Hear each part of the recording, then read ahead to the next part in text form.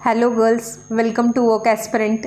आणि आपल्याला सगळ्यांना माहिती आहे की 5-6 दिवसांपूर्वीपासूनच आपण ICDSच्या ज्या पोस्ट आहे त्यासाठीचे जे टेक्निकल सब्जेक्ट आहे यासाठीचा पहिला व्हिडिओ जो आहे तो मी अपलोड केला होता की कोणते कोणते कायदे ज्याचा तुम्ही अभ्यास करायला पाहिजे, ज्याच्यातून तुमचे 40 गुण जे ते तुमचे सिक्युअर होतील.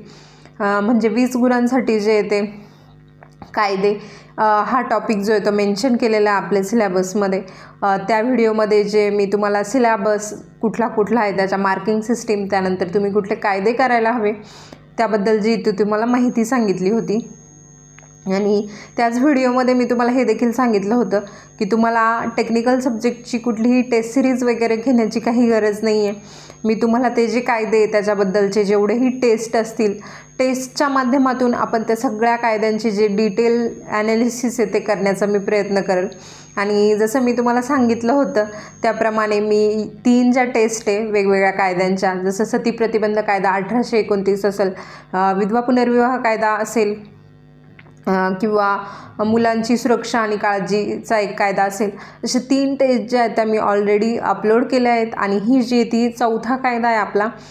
याआधी एक मला कमेंट आली होत्या की मी तुम्हाला सांगितलं होतं ॲज अ कम्प्युटर ग्रॅज्युएट म्हणून मी तुम्हाला संगणक या विषयांची चांगली तयारी तुमची जी आहे ती करवून घेऊ शकते.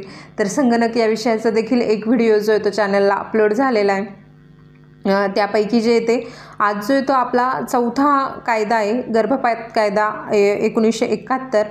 इथे मी इंग्लिशमध्ये नाव तुम्हाला यासाठी दाखवते की बऱ्याच वेळा नाव जे ते इंग्लिशमध्ये दाखवलं जातं किंवा विचारलं असतं क्वेश्चनमध्ये, तर तुम्हाला कुठलंही कन्फ्युजन होऊ नये यासाठी जे ते ही स्लाईड जी ती पहिली टाकली आहे की तुम्हाला त्यातून एक पूर्णपणे आयडिया यावी की MCQ कुठल्या टाईपचे असतील. आणि ह्या मेथडमधून आपण काय करण्याचा प्रयत्न करतो आहे की MCQमधून तुम्हाला प्रत्येक वेळेने एक डिटेल भेटावी प्रत्येक गोष्टीचे. मी तुम्हाला सांगते, तुम्ही जर मी टाकलेले सगळे व्हिडिओज जे ते नीट केले तर तुम्हाला मिनिमम स्कोअर सिक्युअर करण्यापासून कोणीच रोखू शकत नाही. तुम्ही जर नीट सगळं रिव्हिजन वगैरे केलं, तुमचं प्लॅनिंग केलं, तर तुम्ही मिनिमम नाही मॅक्झिमम स्कोअर कराल आणि तुमची जी पोस्ट आहे ती सिक्युअर कराल. आणि मी तुम्हाला याआधी सांगितलं आहे की जे सरळ सेवेची तयारी करणारे विद्यार्थी ते सरळ सेवेमधून पैकीच्या पैकी गुण जे ते मिळवतात. या ICDS या पोस्टमध्ये देखील जवळजवळ 120 मार्कांचं जे आहे ते सरळ सेवेचा अभ्यास आहे. त्यामुळे ज्या स्टुडंट आहे आधी ज्या सरळ सेवेची तयारी करतात त्या सरळ सेवेमध्ये चांगले मार्क्स स्कोअर करतील. पण तुम्हाला जर टेक्निकलची पोस्ट मिळवायची असेल तर तुम्ही यामागच्या कुठल्याही एक्झाम बघा ज्यामध्ये टेक्निकल सब्जेक्ट होते, तर तुमचं टेक्निकलवरती होल्ड असणं खूप गरजेचं आहे. FDAची एक्झाम असेल, फूड अँड ड्रग्स, त्यामध्ये टेक्निकल सब्जेक्ट होता. त्यानंतर DFSL असेल, फॉरेन्सिक लॅबचा, त्यामध्ये देखील टेक्निकल सब्जेक्ट होता. आरोग्यसेवक असतील आणि यांचं मेरिट देखील कमी लागतं, परंतु तुमचं टेक्निकलवरती होल्ड असणं जे आहे ते गरजेचं आहे. तर चला आपण स्टार्ट करू. तर गर्भपात कायदा 1971 याला इंग्लिशमध्ये म्हणतात medical termination of pregnancy act 1971. तर याचा पहिला क्वेश्चन आहे आपला, गर्भपात कायदा 1971 भारतात कधीपासून लागू करण्यात आला? तर गर्भपात कायदा 1971 जो आहे तो भारतामध्ये 1 एप्रिल 1972 पासून जो आहे तो लागू करण्यात आला. गर्भपात करण्यासाठी गर्भधारणेचा कालावधी किती असावा लागतो? तर गर्भपात करण्यासाठी गर्भधारणेचा कालावधी जो आहे तो 20 आठवड्यांपर्यंतचा असू शकतो. गर्भपात करण्यासाठी कोणाच्या परवानगीची आवश्यकता असते? फक्त गर्भवती स्त्रीची, तिच्या पतीची, पालकांची किंवा न्यायालयाची. तर इथं थोडंसं कन्फ्युजन होऊ शकतं. कधीकधी पतीची पण, म्हणजे आपण जर वाचलेलं नसेल तर आपण लॉजिक लावून सोडवायचा प्रयत्न करू शकतो की दोघांचं मत जे ते महत्त्वाचं असू शकतं. पतीचं जर ऑप्शनमध्ये असेल की पती पत्नी दोघांचं, कधीकधी कन्फ्युजन होऊ शकतं त्यात. परंतु गर्भपात करण्यासाठी फक्त गर्भवती स्त्री जी ते तिचंच मत जे ते परवानगी जी ती आवश्यक असते. त्यानंतर गर्भपात करण्याची परवानगी कोणत्या परिस्थितीत दिली जाते? कुठला असं कंडिशन असेल की ज्यामध्ये गर्भपात केला जाऊ शकतो? आपल्याला माहिती आहे की भारतामध्ये गर्भपात करण्याची ती मनाई आहे, पण काही सर्टन कंडिशन असतील त्यामध्ये जे ते परवानगी दिली जाऊ शकते. तर जर महिलेच्या जीवाला प्रेग्नेन्सीमध्ये जर धोका असेल तर, त्याच्यानंतर गर्भामध्ये काही प्रॉब्लेम आहे की ज्यामुळे ते बाळाला, म्हणजे गर्भ खराब वगैरे असणं, या परिस्थितीमध्ये जे ते दिलं जाऊ शकतं. त्यानंतर जर बलात्कारामुळे गर्भधारणा झालेली असेल तर म्हणजे ह्यावरील सगळ्या तीनही परिस्थितीमध्ये जे येते गर्भपात करण्याची जी आहे ती परवानगी दिली जाऊ शकते. त्यानंतर गर्भपात कायदा 1971 कोणती व्यक्ती गर्भपात प्रक्रिया करू शकते? प्रशिक्षित डॉक्टर, आरोग्य कर्मचारी, आयुर्वेदिक डॉक्टर किंवा कोणतीही प्रशिक्षित परिचारिका. तर यामध्ये जे येते प्रशिक्षित डॉक्टर जे येते गर्भपात प्रक्रिया जी ती करू शकतात. त्यानंतर गर्भपात प्रक्रिया करण्यासाठी कोणत्या प्रकारच्या आरोग्य केंद्राची आवश्यकता असते? तर खाजगी दवाखान्यामध्ये जे येते गर्भपात केला जाऊ शकत नाही. त्याच्यानंतर परवानगी नसलेल्या ठिकाणी केला जाऊ शकत नाही किंवा असे कुठलेही ठिकाण ज्याला म्हणजे काहीच मान्यता नाही आहे किंवा ते खाजगी वगैरे असं काहीच नाही. तर फक्त जे मान्यताप्राप्त आरोग्य केंद्र असतात, सगळ्या आरोग्य केंद्रांना नाही, फक्त जे मान्यताप्राप्त आरोग्य केंद्र असतात तेथे जे ती गर्भपात करण्याची जी आहे ती परवानगी जी ती दिली जाऊ शकते. त्यानंतर गर्भपात कायद्याच्या अंतर्गत गर्भपाताच्या कारणांची माहिती सार्वजनिक करण्यास मनाई आहे. ही तरतूद कोणत्या घटनेशी संबंधित आहे? म्हणजे जी माहिती आहे ती गोपनीय ठेवायची आहे.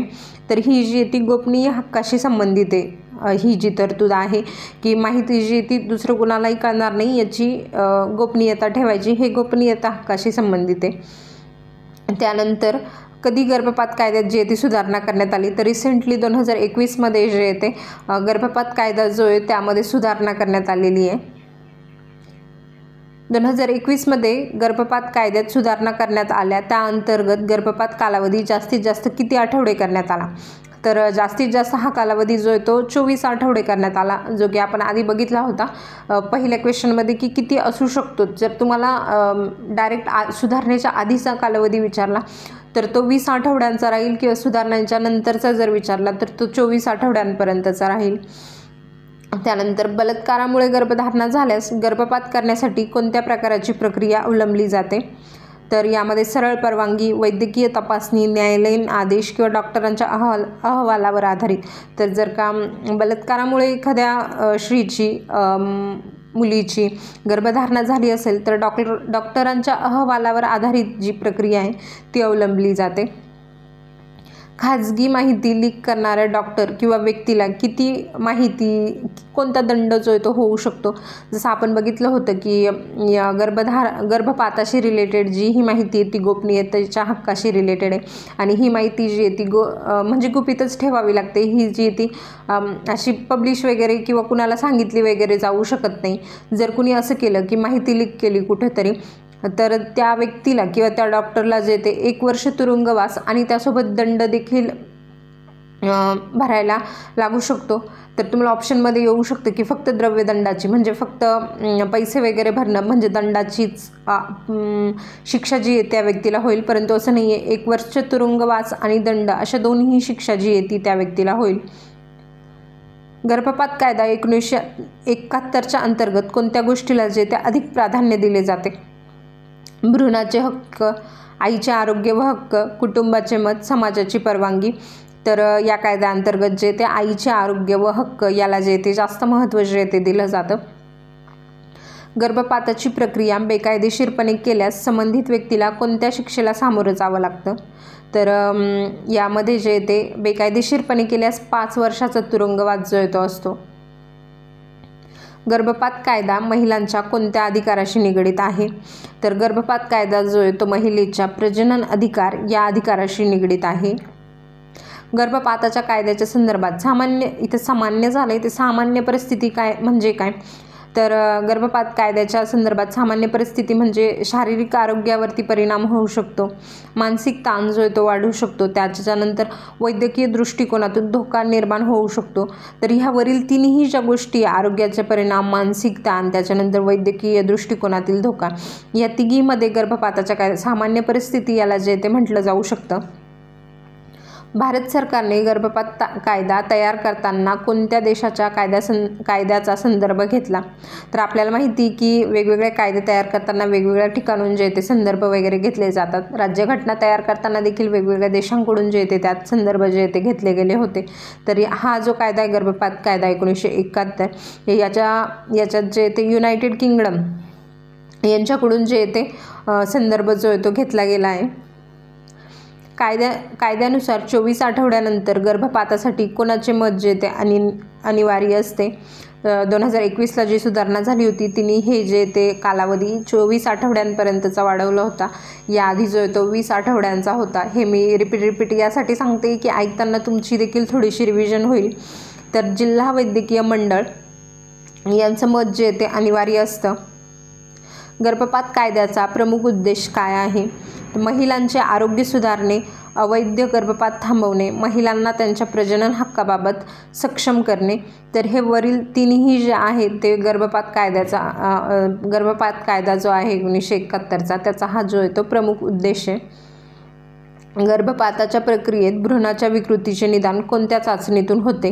बेसिक क्वेश्चन आहे. सोनोग्राफीमधून जे ते भ्रूणाला काही म्हणजे गर्भ जो आहे तो खराब वगैरे असेल, त्यात काहीतरी विकृती असेल, खराब नाही म्हणता येणार, विकृती असेल तर ते सोनोग्राफी टेस्टद्वारे जे ते डिटेक्ट होतं.